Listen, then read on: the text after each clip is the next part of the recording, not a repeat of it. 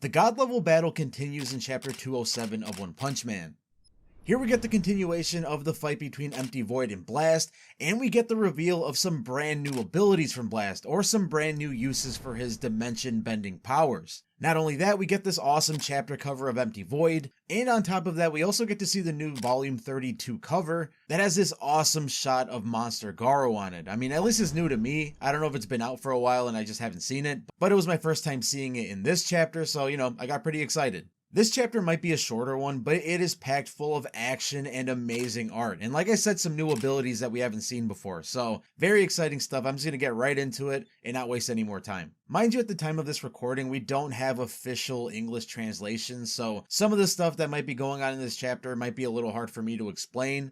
But you guys are going to get a good idea of what's going on because it's pretty much just all action. So the chapter starts off picking up pretty much from the previous one, just giving us a different angle of Blast delivering a heavy gravity knuckle on Empty Void. He nails him right in the face with it, but Empty Void immediately counters by trying to slash at Blast, but Blast is a little too quick for him and ends up grabbing both of his wrists. Now when he grabs both of his wrists, you see that his hands are glowing, so his gravity manipulation powers are still activated, and you're going to see exactly why he keeps his powers activated as he grabs onto Empty Void right now, because it's pretty awesome. Before he uses his ability though, he actually gets pretty close to Empty Void and whispers something to him. Something along the lines of, he's waited 15 years for this fight. And it actually kind of connects to what he does with his abilities next, because in the next panel, it seems like two orbs of gravity get stuck to Empty Void's wrists and start weighing him down against the ground so much that it actually creates this giant crater. So here we're learning that Blast is actually able to transfer his gravitational powers and kind of use them as like magnetic forces on his opponents. If you're JJK fans, kind of think of it as like Gojo's use of blue. It kind of creates this like magnet that sucks everything in. It's not exactly like that. I think Blast's version of it kind of weighs things down, like uses gravity to kind of like give everything like a super amount of mass all at once. And I think Blast also explains that he can only use this ability, like this like restraining ability, when he's physically touching somebody and using both his hands. Again, the translations are a little rough right now, so I could be wrong with this. So, once the translations come out, if you guys want to correct me in the comments below, feel free to do so, make us all a little bit smarter. But to my understanding, I think Blast needs to be physically touching his opponent in order to do this kind of like restraining super gravity shackle ability or whatever, which makes a lot of sense because like a pretty much inescapable ability for almost any other opponent would be pretty broken and one-sided unless it has this kind of limitation. So I think it's a pretty good way of balancing the ability out, you know what I mean? And then Blast says something along the lines of he learned ways of restraining him or thought of ways of restraining him without killing him over the past 15 years. Because again, we got to remember that Blast's main goal is to take Empty Void back to the research lab at the Hero Association, where we saw they were doing experiments on how to revert monsters back into humans. And of course, he wants to do this with Empty Void to get his friend back and also get rid of a very powerful enemy at the same time. Well, of course, Empty Void isn't going out without a fight, so then he summons these energy orbs to throw at Blast, but then Blast spawns his own black energy orbs and wipes them all out with a flick of his finger. The shot of him doing this is actually pretty awesome because he's just like flicking his finger up and all the orbs that he just summoned is taking out all the ones that Empty Void summoned. Looks pretty badass. So he essentially sends all of Empty Void's energy orbs to another dimension. Well, Blast pretty much assumes that it's checkmate from then on because he just plans on taking him back to the research facility since he can't move anyway. But then Sonic tries this little sneak attack by throwing some kunai at Empty Void while he's distracted, and Blast kicks them away. So obviously he's not trying to kill Empty Void even though he's a monster now. He still considers Empty Void as a friend, so he'd rather save him than kill him, because he also has some pretty valuable information about God that he probably wants to keep him alive for too, But in the time that it takes Blast to look at Sonic and say, hey man, what are you doing? Empty Void actually ends up absorbing the energy that Blast used to create this attack, much like he absorbed all the energy that Cosmic Fear Garo unleashed after he lost all his power. So it seems to be an ability of Empty Void being able to absorb cosmic power and integrate it into his own. So with this, he starts breaking free from the dimensional shackles that Blast put on him, and he does a couple hand signs in order to escape from Blast so he doesn't get hit with another, like dimensional shackle or whatever he wants to call it.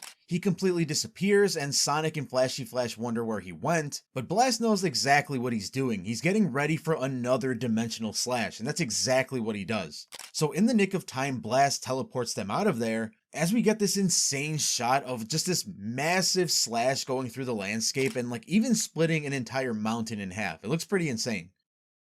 I know this isn't a brand new theory, but I just feel like seeing this fight between Blast and Empty Void, and seeing just like how similar or even compatible their abilities are, I just can't help but wonder like how are these abilities connected? Like I feel like they kind of have to be connected. We're still not exactly sure what the root of Blast's abilities really is, like whether he's an Esper or he has some kind of other cosmic abilities that were bestowed upon him by some other entity that we don't know of yet, or them stemming directly from God like a lot of people like to theorize. There is a portion of the community that thinks that Blast really did accept power from God, but then decided to use that power to fight against him. Other people also like to theorize that there's like a second god, another one that's aside from the one that we've seen already, the monster god, like there's some good god, one that's actually helping the heroes, or at least helping Blast to fight against the evil god, I guess. Again, these are all just theories, but I really don't think it's a coincidence that Blast powers are so similar to Empty Void's. Empty Void is able to absorb the power that Blast gives off, and the cosmic power that Garo gave off, and pretty much like synthesize it into his own power. And this could also explain how Blast is able to sense God pretty much like anywhere in the world or whenever he's active. Again, a lot of people attributed this to him possibly being an Esper and being able to sense these things like Tatsumaki or Fubuki would. I don't know, I think it would be pretty cool if we find out that Blast isn't like a completely good hero. He's more of a, kind of a gray area hero where he does what's necessary to keep Earth safe and to keep humanity safe. Kind of along the lines of a Metal Knight or a My Mask. And he knows that accepting God's power is evil, but he utilizes it for good.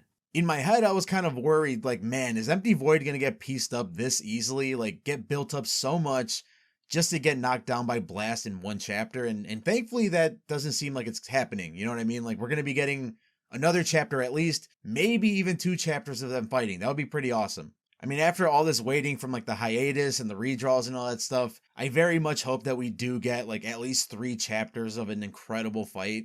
But maybe that's just wishful thinking, we'll see. That is it for this chapter though. Like I said, it is kind of a short one, but let me know what your thoughts are in the comments below.